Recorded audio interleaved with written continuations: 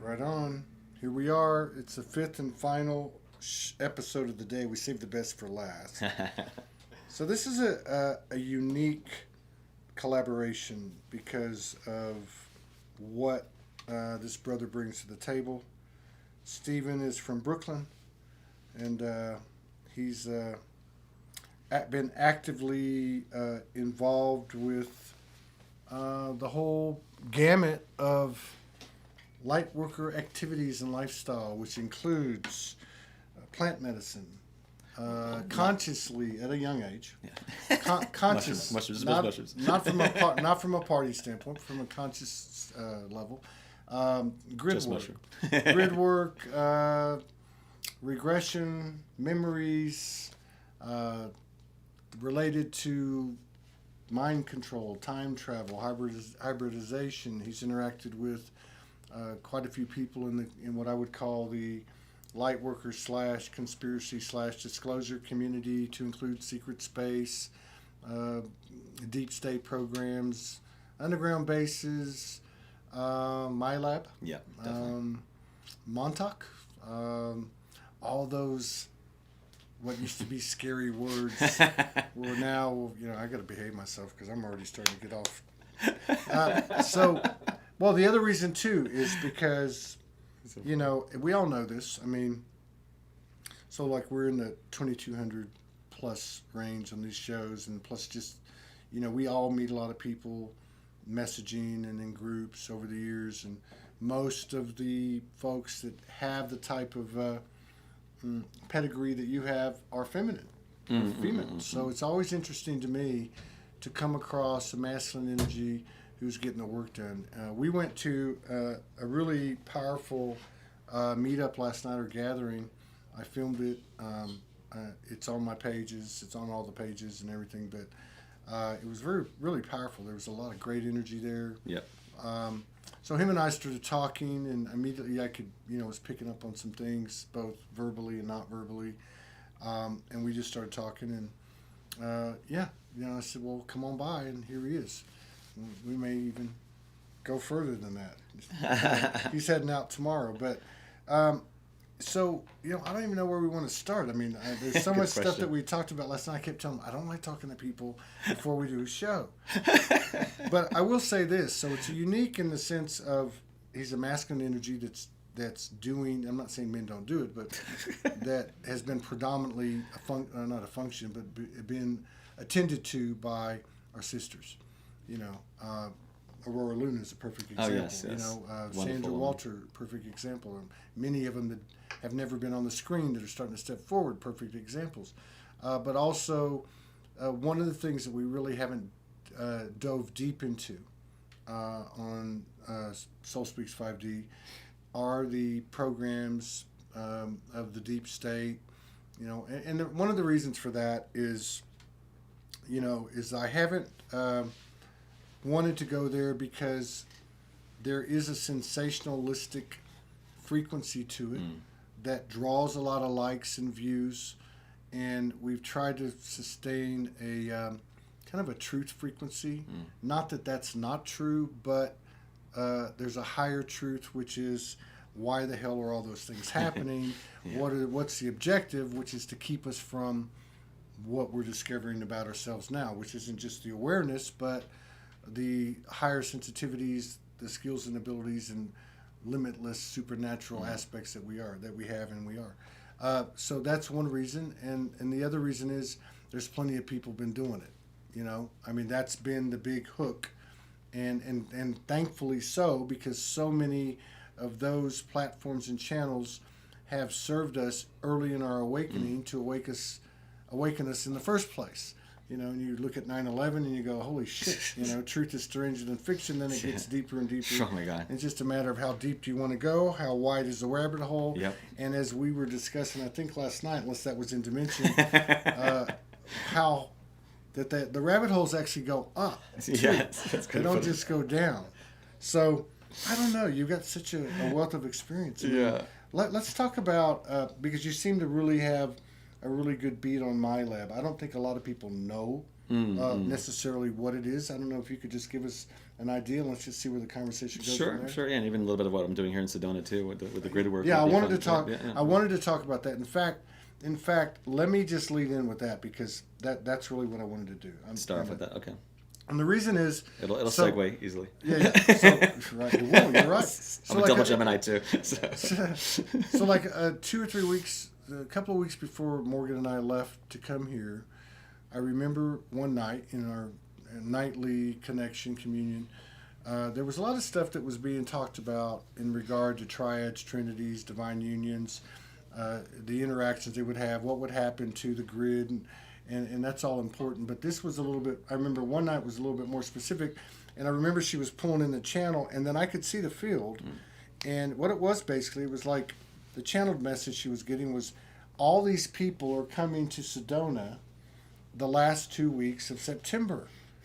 And there wasn't necessarily going to be a specific meetup in the same physical proximity where everybody was in the same physical proximity, but that they were just coming there because there was going to be this huge gathering, which would be more of an etherical expression, but certainly contained within the geography of the Sedona area.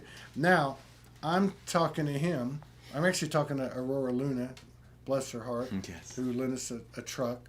And so she came on the show, and we've talked before, and she starts telling me about this guy that she's working with that I need to talk to, and that he had come over here to assist her in kind of breaking down some blockages that are on the grid. And I'm going to let you explain it.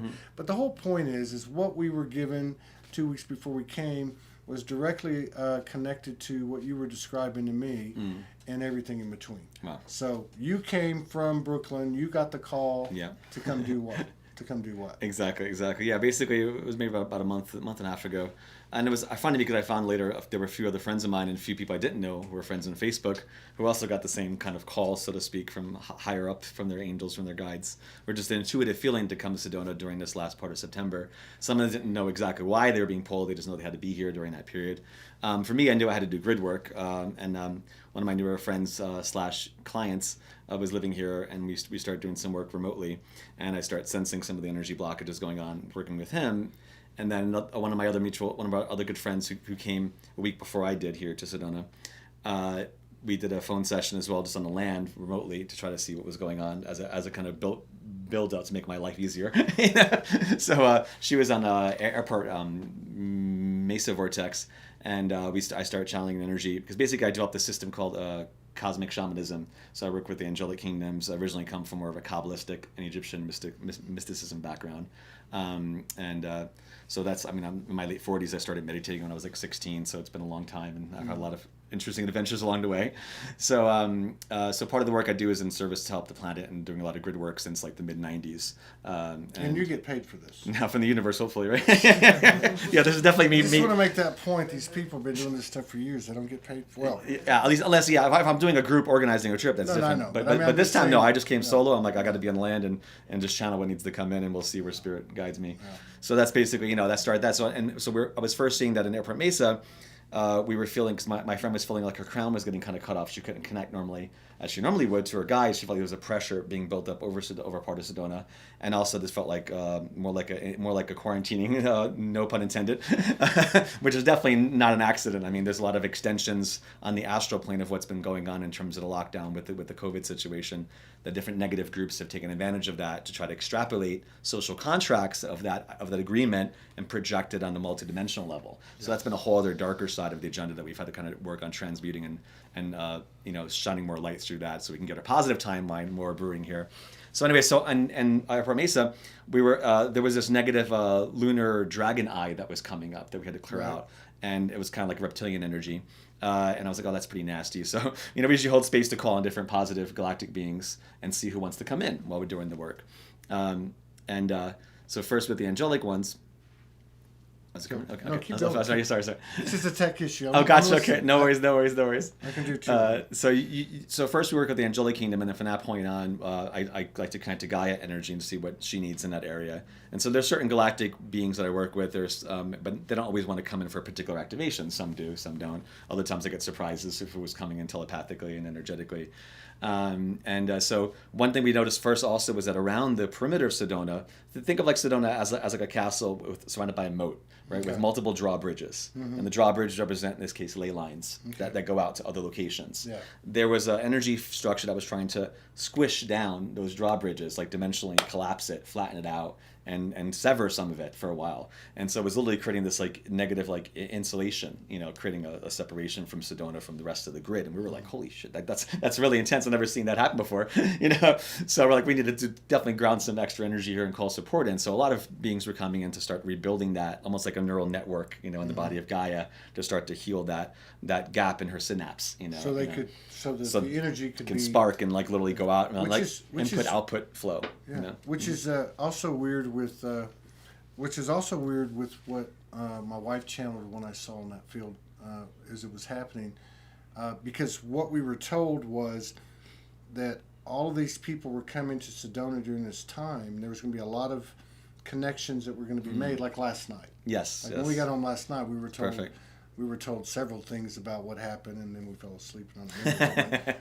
But what they showed us was that there was going to be like an energetic tsunami that from this period, these last 2 weeks of the month, when everybody came, there was like this energetic tsunami, and it was going to blast out, which makes sense with what you're talking about. Wow. So I just wanted to connect the dots. Perfect. No, it's great to have confirmation from different angles, different sources who are picking up similar memos. Yeah, no, and so we started off in certain areas like the Birthers Cave area, which there's more of a feminine energy there. So we're going to meet me and a few friends that were around, and then other points I just meet other people along the way, and we do the journey. And some I did myself, and so there were different energies we had to clear at different vortexes throughout Sedona in order to kind of expand more of that light space.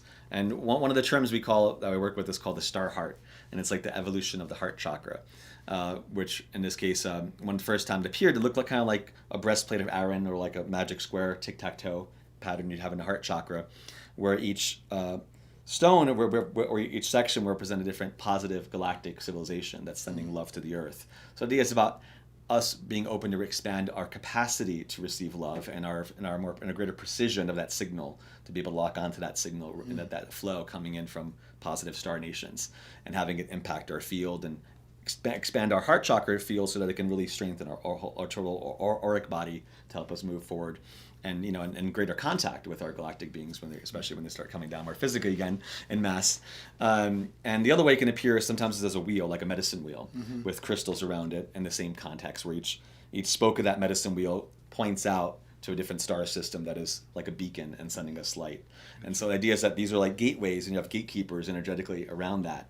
And so there's also a flip side. There's a negative version of that, where some of the negative ET groups that are multidimensional use that in a dark way, and they call it it's kind of like a dark star heart is how they phrase it for us. Right. So it's more like connecting it to like a negative collective consciousness field, where they have kind of like a dark web network, and like it's like an energetic web that surrounds certain planets that they've infiltrated on different levels. And Earth has had a lot of different types of dark webs that we've, Absolutely. a lot of beings working on clearing those layers out, and it's a pain, Are we entering the phase now where we're just going to beat their asses? I'm just curious. I'm joking. I know, right? No, It's a definitely. joke. It's a joke. Hey, man, more divine justice is always invoked I'm each day. kidding. Well, no, it's like the sword of Michael, the tip of love, but it's also the solar light cuts through the BS. Yeah, like the goddess Kali. Yes, exactly. Yeah. So that's the last part. So Starheart. So one thing we were seeing in Bell Rock that was really important was that these different galactic beings were coming in to put this. In this case, the Starheart looked more like think of like a Christmas tree star on top of the Christmas tree. Yeah. It kind of looked like that with multiple points, kind of like a Merkaba with even more points. And they were putting this big one inside the heart of Bell Rock, and they wanted to call it Starheart Infinity Council Rock. Was what they wanted to call Bell Rock, and now on a higher level from their perspective. Starheart Infinity Now Council Rock. Now, do you know specifically? Yeah. So there were definitely strong presence of the Andromedans coming in. There's another group that I work with that are from a planet in Ursa Minor and like the Little Dipper. They're one of the home worlds of some of the galactic feline energies, feline humanoids. Think of like Sekhmet or Tefnut in Egyptian mythologies.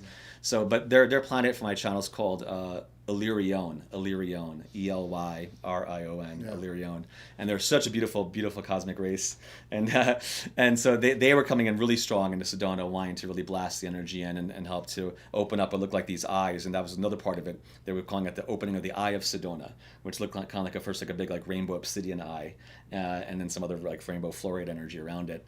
And so they were opening up these like pockets, like windows into the earth that were being cleared out from debris, so more shafts of light can come up from Gaia's core and create what look like pillars around Sedona and different. This is happening in multiple areas, but this was like part of the upgrading going on right now. So so it looked like a bigger council of different ETs, some from the Palladian realms. Specifically, there are these. It's kind of like Isis, Hathor energy. They're more of this like divine feminine priestess energies from the Pleiades. That makes sense. That come in for this. That makes sense to me. Yeah. Very, very beautiful, with their blue energy and a lot of blue light around them. I know, they're hot. Yeah. They definitely are some of the... I'm married to one. Very, very beautiful ones, yeah. Turns blue every now and then. Nice. Wow, this is powerful. This is a common day in the life with Stephen. Well, I wouldn't say exactly common, but we definitely are doing... I mean, we do regular work in terms of trying to send energy out to different locations, but more so from New York, or if I'm getting called to go physically to places. We'll do Zoom conferences too as well. So you have like a network group? And like, I mean, half of my clients are usually on the phone or on Zoom, across the States or different countries, a lot in Europe.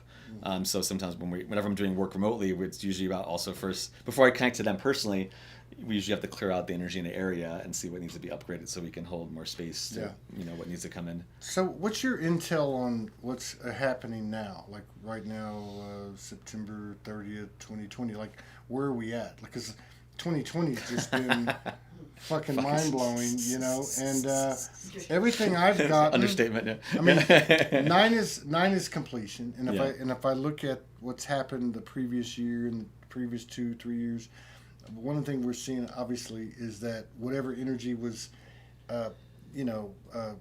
out there in say September 2018, it came back again in 2019. It's back in 2020. It's just bigger, more enhanced, more magnified.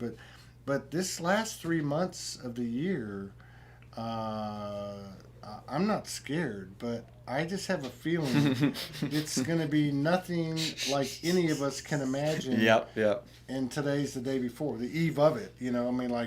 That's true. Like my wife was telling me last night, I misunderstood the channeling when we lay down. She connected immediately, and it was a very, very strong, powerful, deep connection, whatever aspect of her was coming through. And it cited tomorrow. That tomorrow is a 1122 kind of thing, and I don't know. We're not into the numbers, but when it that's interesting. Yeah, that makes sense actually. So I mean, what do you think? Do you have any idea? I mean, I got tones going off in my head now, but do you have any? Well, that's funny because ever since I've been here, every time I go to Vortex, it's like the multiple ringing and the ears gets accelerated here. It's pretty amazing. Like whenever I get them, it's like keep going or. Gotcha, and that topic.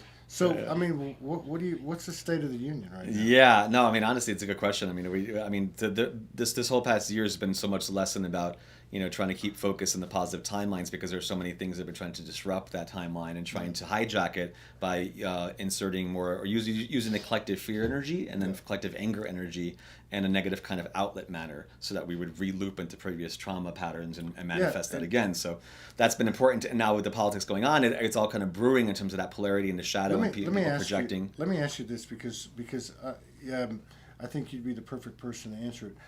Really the only thing, and I hate to say they, okay, because it's all us, but really the only thing that can be utilized against us is what's been utilized in the past, which is to create distortion in order to induce us into what you just said, which is the anger programming.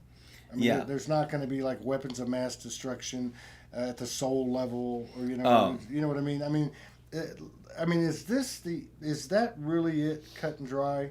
It's just the fear-based. It's distortion that has pulled us off the path of 0 point? Well, I would say, I mean, on a general collective, like, base level ground, by trying to keep people displaced from the heart center and worrying about, their survival energy and what's going on in the neighborhood, in the cities, and the having everything in limbo for so many months, then them opening up a pocket to let part of the energy out in a way that was trying to fuel division instead of unity. So yeah, it's a divide and conquer methodology is consistent in all these groups, that comprise the they, whether on the lower level or on the upper echelon of the elite system.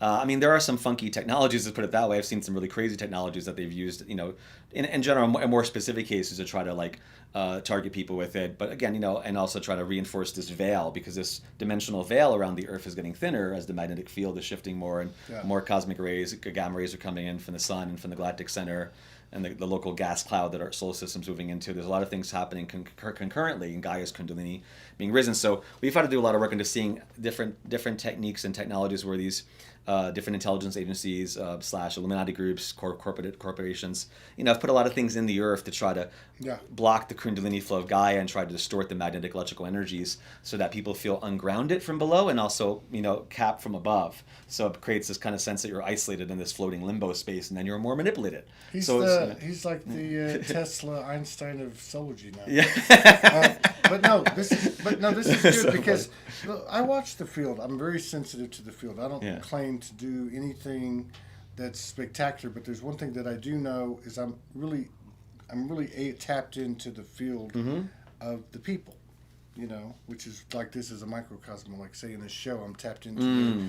So like one of the things that I see is people out there, and they are in fear.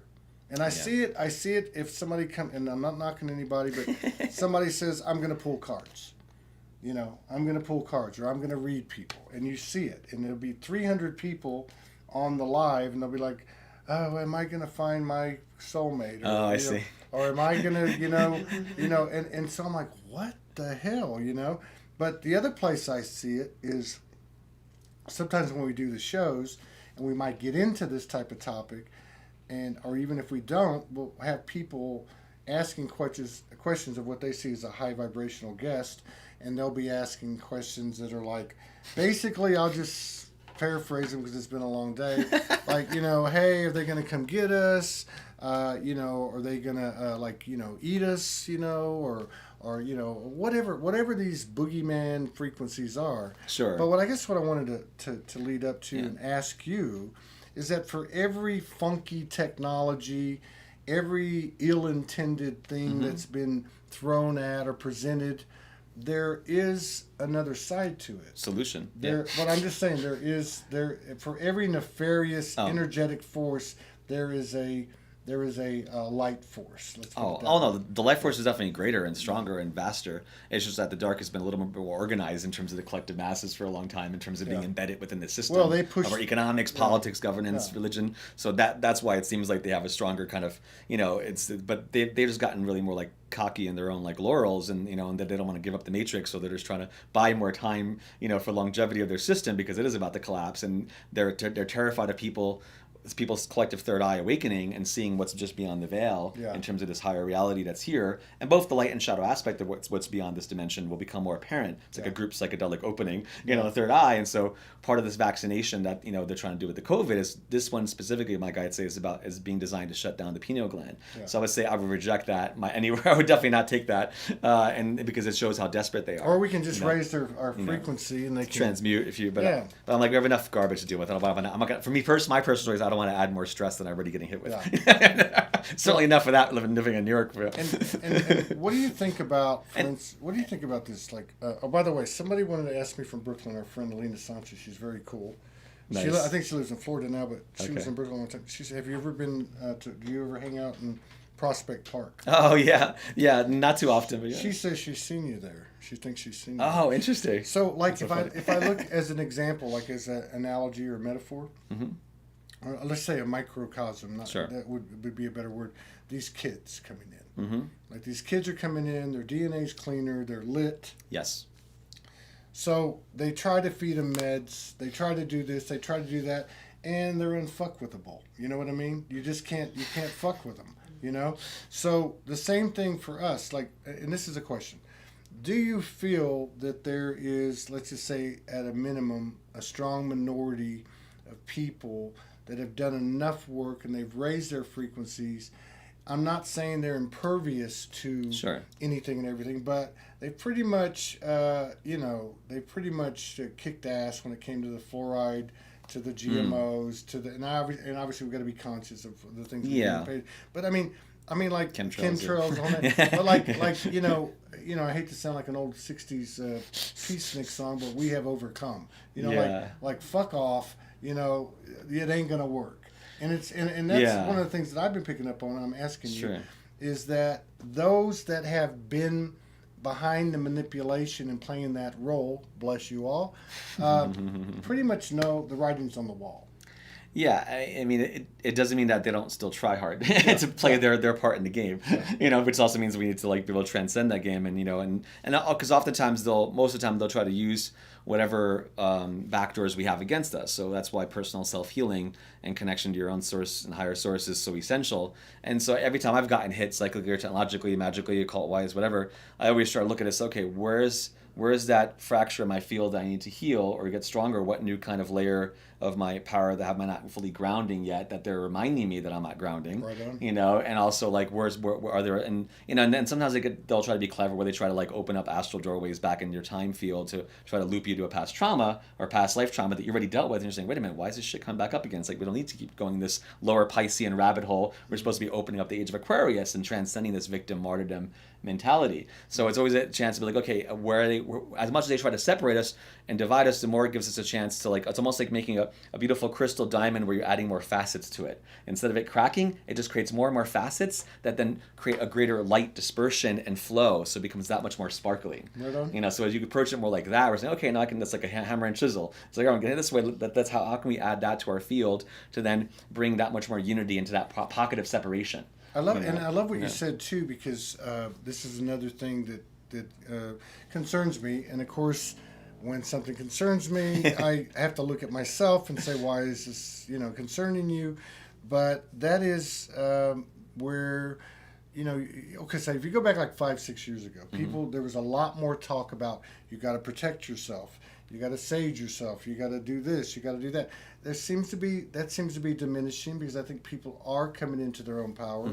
But in terms of if something enters your field or is presented to you that is less than fluffy love and light, I love that you immediately took it upon yourself to see as an opportunity, because knowing that you may have a blind spot somewhere, now you're going to go look for it. And because we're moving out of the wounded healer stage where we ignore ourselves and try to heal everybody, thinking God will accept us and make our ride smooth, are you actually, and I know you've learned this through the trial of hard knocks, but you take it to yourself immediately, right? I mean, like, that's our greatest superpower, is to go in and fine tune, and cross the I's and dot the T's, or whatever you call it. You start there. Right? Absolutely, and then then if it's something which is repeating, then you try to look at a little deeper and say if there's certain root issues which go back to there's usually trauma situations that you may not have healed yet that also need to be more kind of plucked out of your field, and healed or forgiven, so you can build a stronger, like spatial energy component, and almost like filling in the mortar and bricks in a wall. There's some gaps in your inner temple, inner fortress where certain things are creeping and crawling through there. You gotta like patch it up. And portals too. A lot of times they will open up these dark spinning portals, and some of these technologies they use are more like torsion field weapon systems, where they use like spinning electromagnetic fields to create these like vortexes that are more negative, and you have to kind of like catch it and spin it the other way, or like ask the angels to kind of carry it off your field, or box it up. So different ways you can kind of like deal with it, but also sometimes the amount of dark covens though, they've been kind of out of control more this past year for me, and just seeing what different clients do. So we really need to, I think it's important to spread not the awareness of their existence, but also the awareness of calling them out energetically, like, look, we're not going to take your crap anymore, like, we're not, because you guys have been hiding behind the shadow for so long, guys. Like parasites just like throwing shit out of jealousy and vengeance, and like trying to steal people's energy, and like very parasitic. I was like, no, like F you, like we got to call divine love and justice, but you need to be capped yourself, like quarantine. It's like a bully on the playground. Exactly. But they've been so used to existing because they hide in the shadows, and people don't really see them because they're so like, we're here, we're not here, I'd love to continue to do these talks with you, even though you're, what I mean, as time goes on. because you're one of, and again, I'm not knocking anybody, all right? I'm really not. I'm just making an observation about Stephen, and that is, for someone who's so deep, because I've met a lot of people who are deep, deep, deep into this, and I had my own couple of years of, like I told you about galactic war memories, like really daily. That'll be a good conversation. But you're what I've noticed about a majority of the people that go this deep that I get to know on a personal level or have a conversation or even pick up through their work is they're almost overly attached and overly identified with what an overimportance of their purpose or their role, or I've got to expose this, and it's almost like I guess almost like a wounded healer frequency, in that I'm going to go do all this, and whether I'm conscious or not, I'm kind of neglecting myself. I'm not paying attention to these little shadows and these little things that I need to correct, and I want to admit to myself. But you seem to be pretty balanced with it. You laugh a lot about it. You don't take it too seriously, but you are committed to it. You are serious about it. You know the ins and outs of it. You operate in the frequency of abundance, really, in terms of, and I made the joke about, well, you don't get paid for it, or you do get paid for it, and you don't. But you kind of know how that happens. So, I mean, that's pretty cool, and I just wanted to give you your props. I appreciate that. In regard to that. Honestly, and I think part of the reason is also because I start off more as on a spiritual foundation before I had my lab experience and my harassment from various factions of the shadow government and direct intelligence agencies. So I had a lot of early, intense, beautiful Kundalini awakenings that were uninterrupted and were very, very powerful, in contact with some amazing light beings. So that kind of set the tone for me. But like, okay, this is shooting up to my higher self and then looking down, from that, a little bit of a bungee cord, at times early on, where it's like a bipolar feeling of like being high and low, coming down to a very dense area and then opening up to beautiful love and light. Trying to build a bridge is part of our work that we're doing of service, is to make that more grounded here, and filling up that Jacob's ladder, so to speak, all the rungs of the spiral need to be put in place. So, so when I did get hit with crazy shit, there were times when, of course, I was like, jaded or sad or depressed or angry, but that's the thing, you have to go through that process of those emotions and not reject them or avoid them, and, integrate them, and also ask for assistance when you need it. We all need to support each other. It's Aquarius. It's not just about the lone Leo, hero. It's like we're supposed to be this empowered collective constellation, but a constellation is made up of stars, right? Not just planets.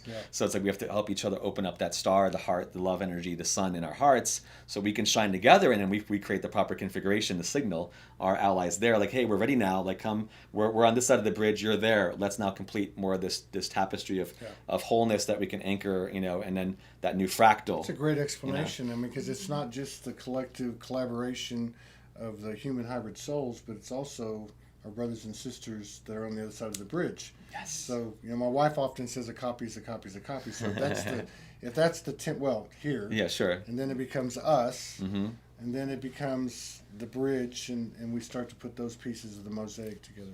Perfect. Yeah, Perfect. Very good explanation that you give. Thank you. No, and that shows up shamanically. When we're doing work in areas, like we go into each direction. Like, okay, where's the block in this direction? Is there a shadow gatekeeper here instead of a light gatekeeper? How do we need to clear that out and replace it with what's supposed to be positive? Because sometimes they'll try to sneak in. They'll be like, oh, here's a crystal, but it's like a fake crystal, or it's a negative construct. But they try to put glamour around it, so it looks like it's positive.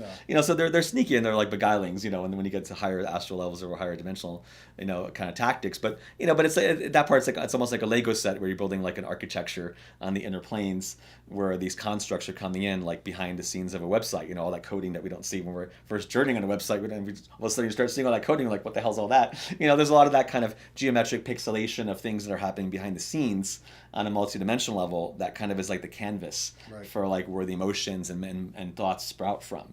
So it's almost like we need to work more on kind of upgrading that background space, so that it's more anchored in like love pixelation. Very good analogy. Yeah. So for those of us who don't know, what is my lab? Oh yeah, I might as well get into that before time goes, right? I'm realizing how time. That's so funny. We're good. Military abductions, is basically what that acronym stands for. I mean, and that's not necessarily always the military. That's kind of more like the simpler term that's been couched, and thrown out there to explain various anomalous abductions of people that have occurred. Some of which have been, a lot of times, not they're taken forever. Other times there are people that are disappearing and they don't return. I wouldn't necessarily call that a MyLab, because usually for me MyLabs are returning to their normal life, or they're placed back into a pocket of society. Where And you were you were part of that. Oh yeah, I have the telephone number of the guy who set me up, actually. Like literally. And have you ever called him? And oh said, yeah. Oh no, fuck no. off? Oh no. Well, it was good in the beginning because he confirmed some of the things to me. Like 11 years after it happened, when I had my blank slating memory seal kind of pop open due to Preston Nichols, who I was friends with before he passed, and he had like a sound room, really special sound system he developed. Now Preston Nichols was one of the engineers in the Montauk Project, for any viewers that may need to look him up, and there's a bunch of books written about him, and he lives out in Long Island. And so, but I was already getting harassed before that. For me, like, I mean, my story started back in early 90s, early 90s, when I remembered how to look into the sun, which was a trippy kind of experience to begin with, sun gazing. Remembered how to look into the sun. Yeah, literally. And I was already doing Kundalini activations and having communication with angels. And, and they were just like, you need to go, like, literally go on your rooftop and, like, do a meditation, feel love flowing to your third eye and heart. And, like, call on the angels for protection, but you need to open your eyes and actually just look directly in the sun, because there's a key for you that's part of your soul. And at that time I was like a physics major at NYU, which I'd never finished that path and went a different path. So I was like, okay, that's kind of intense, but I don't want to go blind, but I'm going to do it because my heart, was so strong to say it. So I did that, and when it happened, it was like a floodgate of just energy coming into my body. Like, it brought back the feelings of being in Egypt, like the Eye of Ra looking at you, like the Eye of God, and really realizing what the solar cultures knew, that we were in attunement with that. And that opened up tremendous, pathways in my field and cognition. And these tall solar light beings came down that would look like androgynous solar light beings with like mini suns as their heart chakras. And I was like, oh, who is this guy? Who's this group here? They came down. They were so tangible. They literally knocked me to the ground with the energy around my field. I started hysterically crying, felt my own mini sun open my heart. I was like, oh my God, what is happening? But it felt like the most natural thing, but yet most far away from 3D reality I've ever experienced.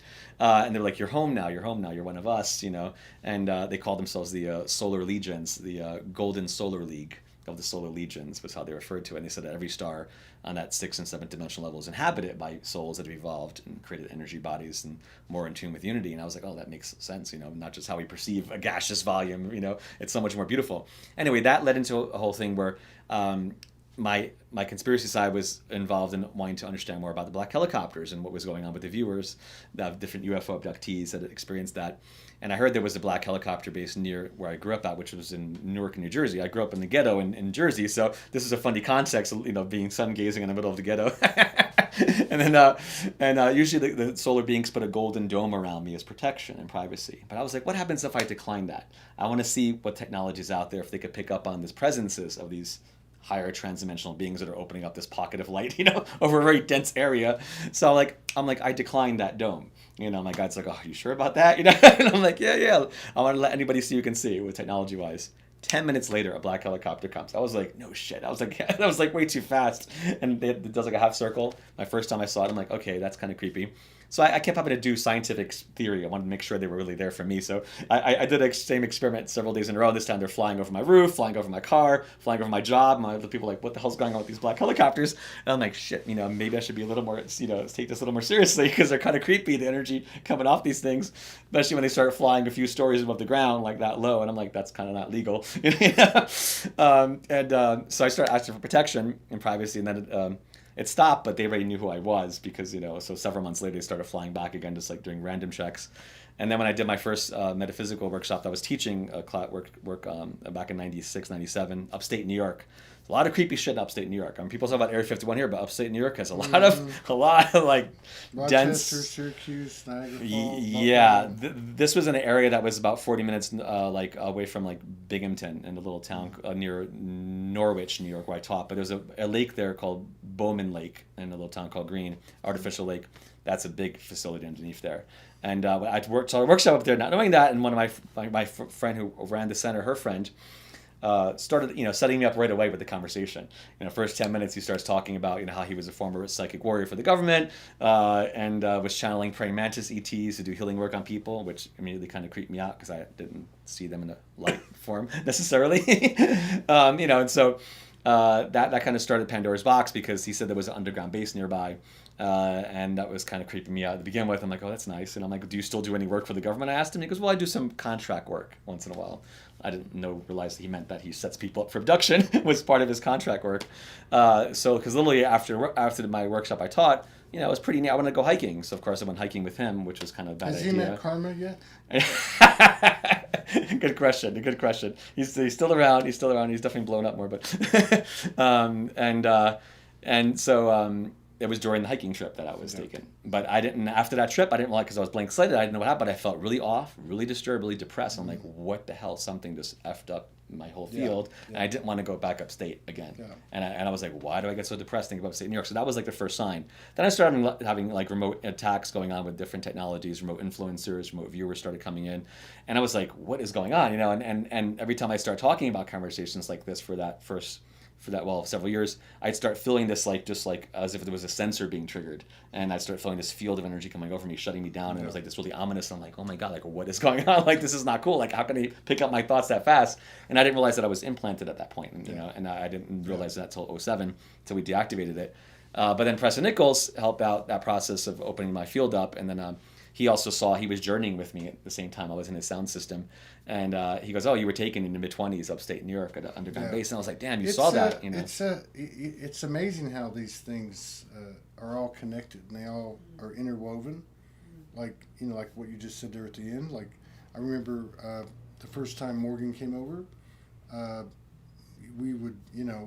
we slept together. I kept my shorts on because we were on the road to sacred sexuality, and I was in full-blown celibacy, and my human man was having a very difficult time, but that's another story.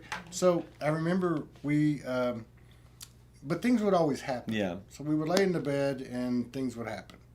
And she basically got up on me, straddled me, not in that way, and said, I don't, like her human was coming in, but there was another aspect that was bigger, and it wasn't going to be denied, but her human didn't want to follow the orders that the aspect was giving her. Sure. Now, there was a bunch of stuff that went on, creepy kind of stuff that went on in the house. The other people in the house were involved. We found out the next day. But anyway, the directive she got was to pound my chest. Wow. And not like that. Like, Jesus. Bam! And that there was an implant. Oh. There was an implant in there. And the crazy thing was, I remember, because I had spent most of my time not talking to people about the memories that I had. Sure. And, and so, anyway, so I remember when she hit me, and I don't even know if this is the right term, but it was reptilian energy. It was this, I remember it was this green energy, and it was an implant. And so she was being instructed by, whatever her aspects, to pound in this certain spot.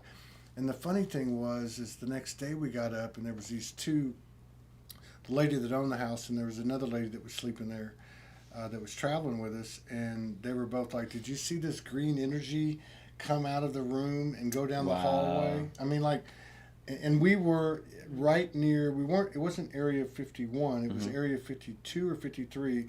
It was right across the lake, Provo Lake, and we would watch the ships every single night. Wow. And so there was a lot of stuff going on there, and it's fascinating. Well, I guess as the veil gets thinner, this is the type of information that's going to become common knowledge, right? I 100% agree, especially with those kind of like liaisons, because there are definitely different groups that were harvesting people's energies and trying to keep us in that fear grid space, because they feed off that negative emotion. So I have a feeling as time goes on, not that fear is a big factor, or even a factor in, let's say, the 5D plus or 6D plus.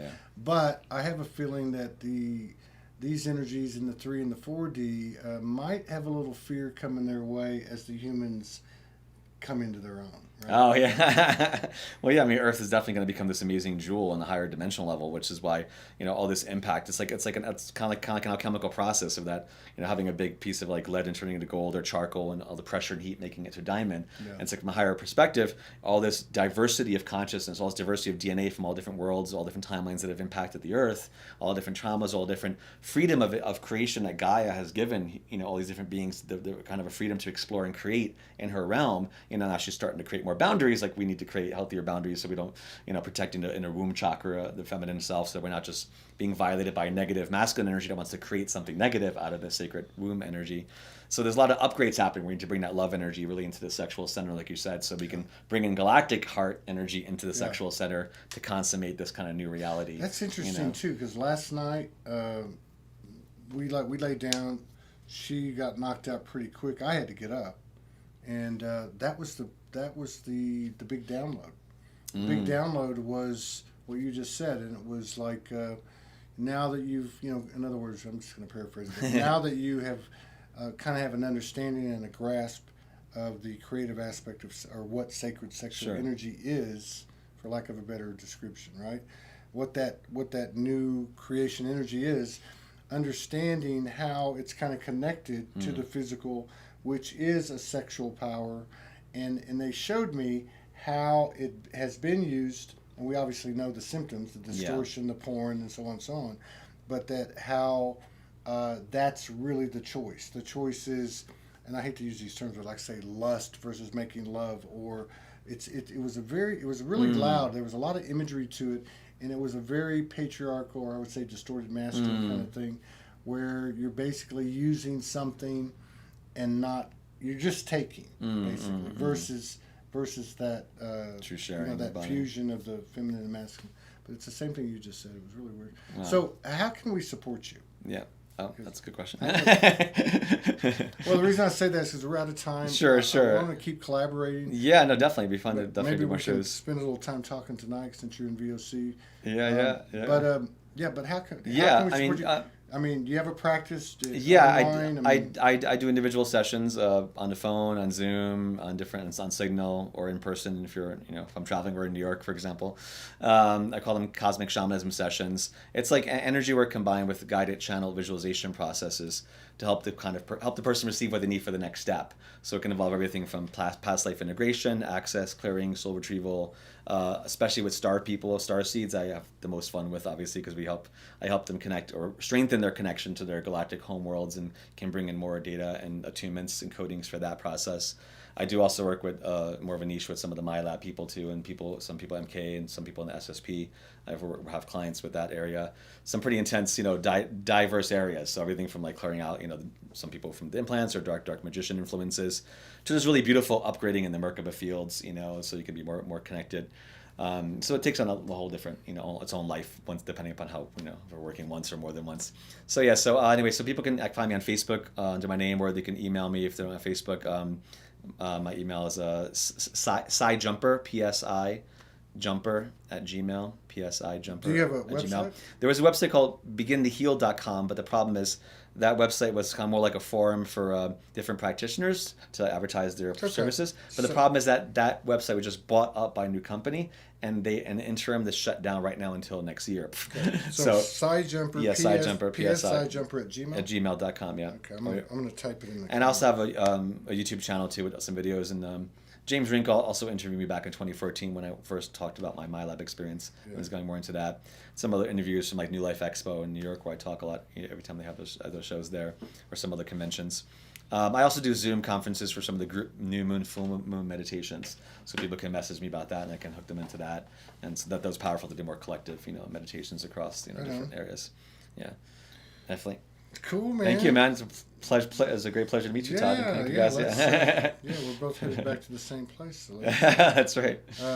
Wonderful. Cool. Wonderful. Yeah, I'm getting a lot of stuff up in here. That's why I feel like discombobulated. No, it's fine. No, and this part is a beautiful thing. It's like, really about integrating more of that rainbow energy and having people really focus on a timeline where we have our positive galactic star nations here with the embassies, with the learning institutions, with the new, technologies and consciousness risen space, and 2025 is one of the timelines we keep holding space for that they're showing us as a possibility if we get our act together that could be for a positive mass landing and connection. So you and there's no right or wrong. I'm asking to because I want to find out things or whatever. So you feel like there's going to be a mass landing? Oh God, yeah, that's inevitable. Do you? 100%. It's already done. I mean, from what I've seen, it's already. Am I looking above time? It's already done. It's just a matter of where is that going to intercept in our linear time. And a bigger cyclical time, we're already there. It's like part of the ascension. Yeah, no, I get that. But I look at the two. Let's see, the two possibilities. One, kind of a blue beam type of. Oh yeah. And two, the other one being the actual, Yes. what you're talking about.